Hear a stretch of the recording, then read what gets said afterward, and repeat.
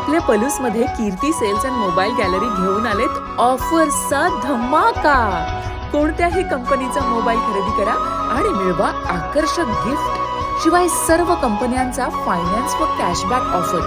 सर्व नामांकित कंपन्यांचे मोबाईल व ॲक्सेसरीज मिळवण्याचे एकमेव ठिकाण Kirti sales and mobile gallery, Meenakshi Chitramandir समोर, कराड तासगाव रोड, पलूस. प्रोप्रायटर कुलभूषण शीतल सावळवाडे.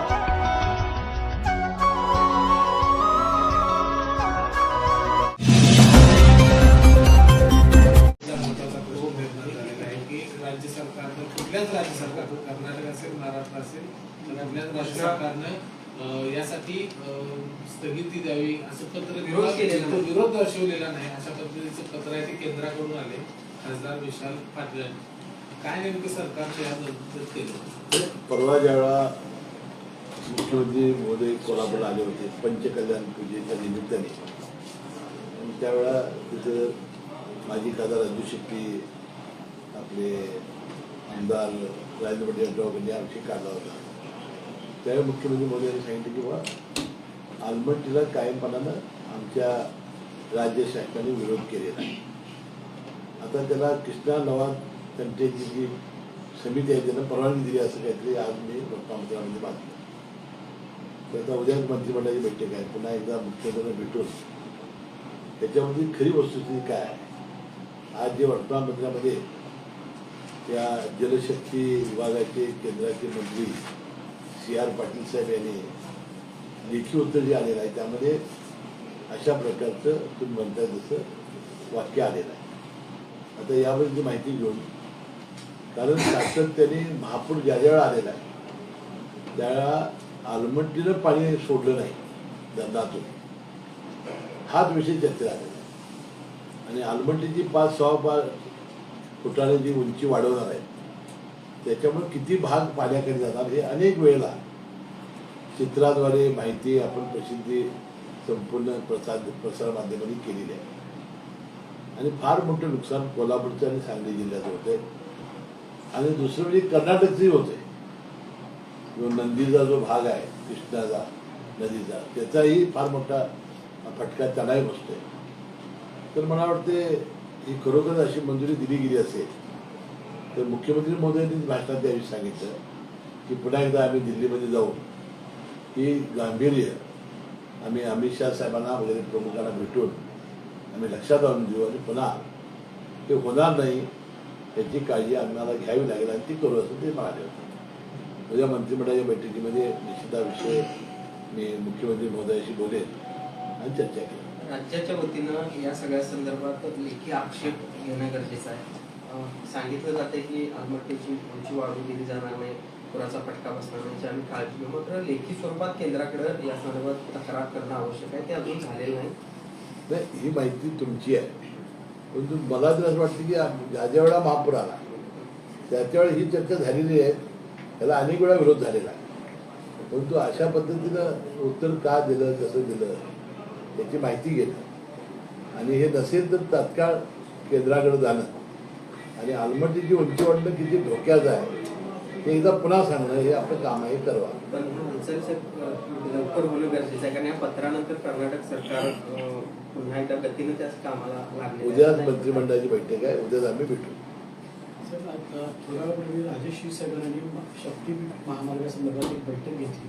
त्या बैठकीमध्ये शक्तीपीठ किती महत्त्वाचं आहे या संदर्भातली चर्चा झालेली आहे आणि त्यांचं म्हणणं असं आहे की शक्तीपीठ होणार आहे. आपल्याला माझ्या माहितीप्रमाणे शक्तीपीठ हे कोल्हापूर जिल्ह्यात ही अधिसूचना रद्द करण्यात आलेली आहे. भूमी संपादनाची जी अधिसूचना असते ती रद्द करण्यात आलेली आहे. कोल्हापूर जिल्ह्यातल्या शेतकऱ्यांचा फार मोठा विरोध त्याला आहे. ठीक आहे, एखाद्या लोकशाहीमध्ये ते व्हावंसं वाटत असताना कोणाला होऊ नये असं वाटत असतं, परंतु आम्ही ग्रामीण भागातले आमदार असल्यामुळे शेतकऱ्यांचं प्रचंड नुकसान होत असल्यामुळं आमचा त्याला तीव्र विरोध आहे.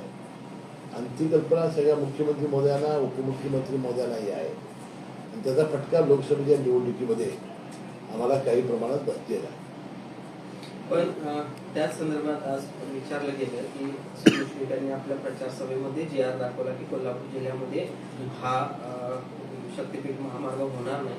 तर त्यावर त्यांचं असं म्हणणं आहे की निवडणुकीमध्ये काही लोकांना सांगावं लागतं म्हणून आम्ही कदाचित त्यांनी ते तसं सांगितलं असावं पण सांगितलं मी जे नोटिफिकेशन जे झालेलं आहे त्याच्या कॉपीज मी संजय गाडगेंच्याकडे त्या सुपूर्द केल्या ना. आजही तेच अवस्था आहे. पुन्हा एकदा याच्यावर चर्चा होऊ शकते करण्यावर कारण महायुतीमधल्याच आता तुमच्या दोघांमध्ये थोडीशी मतभिन्नता दिसते. चर्चा होऊ शकते का? कारण आता हे बघा, ते शहरातले आणि ग्रामीण भागात जमिनी या ग्रामीण भागात शेतकऱ्यांचा रोष किती आहे हे आम्ही लोकसभेच्या निवडणुकीमध्ये पाहिजे आहे. लोकसभेच्या निवडणुका झाल्यानंतर सुद्धा मला 29 गावामध्ये अडवलेले होते आणि त्याच्यात 2-3 दिवसात मी दिल्ली मुंबईमध्ये जाऊन मुख्यमंत्री महोदयाला भेटून एकनाथ शिंदे साहेब त्या मुख्यमंत्री होते. आपण ही प्रक्रिया रद्द करून आणलेली आहे आणि त्याच वेळेस त्याला सांगितलं की आम्ही सांगलीपर्यंत करणार आहोत आणि सांगलीच्या पुढं म्हणजे कोल्हापूरपर्यंतच्या रस्त्याला पण जोडणार आहोत. मग तो हायवेनं आता नवीन रस्ता झालेलाच आहे संकेश्वर टू गोवा. पण मुख्यमंत्री देवेंद्र फडणवीस सुद्धा नांदेडच्या कार्यक्रमात म्हटले होते की एकाही आमदाराचा या शक्तीपीठाला विरोध नाही. सांगलीपर्यंत ते सांगलीपर्यंत विरोध नाही असल्याचं म्हणलं. नवीन एक लेआउट या संदर्भातला चर्चा झालेली आहे की एक व्हायरल 3 लेआउट व्हायरल होत आहेत सगळ्यांचे त्यामुळं संभ्रमावर पुन्हा वाढले. तुम्ही याच्या अगोदर तुम्ही लिहून देऊ का अशा शब्दात देखील याच्याबद्दल प्रतिक्रिया दिली आहे. आता हा लेआउट हा जर ग्रामीण भागात जाणार असते नवीन आता होते जुनं तर झालं तर नवीन आल्यानंतर आम्ही चर्चा करू ना कुठून जाणार आहे त्या लेआउटमध्ये जमीन किती जाणार आहे. कारण आता जुनं तर आम्ही रद्द झालं असं समजलेलं आहे आणि आमची खात्री आहे की रद्द झालेलं आहे. आता जुनं नवीन काय ते बघितलं पाहिजे. कोपिरेमध्ये काल बोगस बिया खतांचा साठा मोठ्या प्रमाणात सापडला.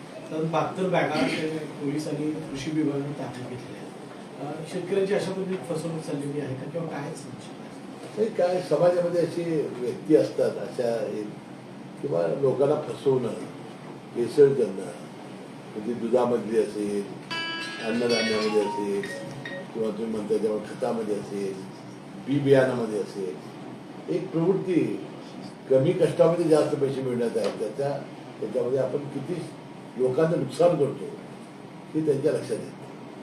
त्यांना कडक कारवाई करणं एवढा एकच दिला आपल्यासमोर आहे. संजीवराजे निंबाळकर यांच्यावर आयकर विभागाने कारवाई केली.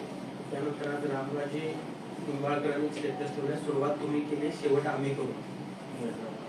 आता त्यामध्ये मला काही माहिती नाही परंतु त्याच्यावर 2-3 दिवसापूर्वी इन्कम टॅक्सची हे झालेली आहे ते आपण आम्ही पाहिलेलं होतं. सोयाबीनची खरेदी खरं तर बंद झालेली आहे. सोयाबीन खरेदीचं आश्वासन राज्य सरकार पाळणार आहे का? कारण विदर्भ मराठवाड्यात खूप वाईट परिस्थिती निर्माण होते. आता उद्या मंत्रिमंडळामध्ये चर्चा होईल याची आणि योग्य ते निर्णय मुख्यमंत्री आणि दोन्ही उपमुख्यमंत्री घेतील. थँक्यू. तीर्थक्षेत्र योजना आहे ती बंद करण्यात येते. ज्येष्ठ नागरिकांना एसटीतून मोफत प्रवास नाही होत एकनाथ शिंदेची ही योजना होती फडणवीस आता बंद करता येते. अजून कुठे निर्णय काय आता काय झालेलं आहे की निर्णय होण्याआधीच तुमचे निर्णय घ्यायला हॅलो त्यामुळं अजून शासनाच्या वतीनं निर्णय झालेला असं ते म्हणाले. प्रस्ताव असेल किंवा चर्चेत असेल. आज खरं तर राज ठाकरे आणि मुख्यमंत्र्यांनी सकाळी एकमेकांची भेट झाली. काय सांगू शकाल तर राज ठाकरेंनी गेल्या आठवड्यात एक वेगळी भूमिका एकूणच निवडणुकी प्रक्रियेसंदर्भात घेतली होती.